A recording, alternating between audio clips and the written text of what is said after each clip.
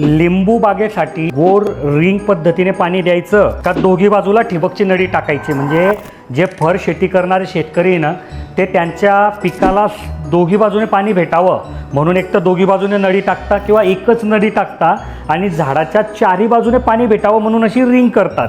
तर कोणती पद्धत चांगली असं त्या शेतकरी दादाने विचारलं आहे. तर बघा, दोनही पद्धत चांगली आहे. पूर्वी रिंग पद्धत वापरायचे पण त्याला मजूर लागतात, मेहनत लागते आणि म्हणून मग आता लोकांनी काय केलं की बाबा पैसे खर्च झाले तर चालतील पण दोघी बाजूने 2 सबलाईन टाकून द्या किंवा 2 नळ्या टाकून द्या म्हणजे टेन्शन नाही असं म्हणून आता दोघी बाजूने ठिबक टाकायची पद्धत सुरू झाली.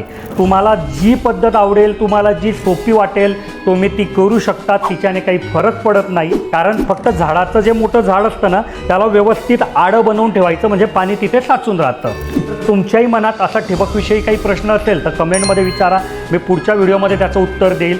आणि जर तुम्हाला आमच्या इंजिनियरसोबत काही बोलायचं असेल तर ते सकाळी 8 ते संध्याकाळी 6 ह्या नंबरवर उपलब्ध असतात.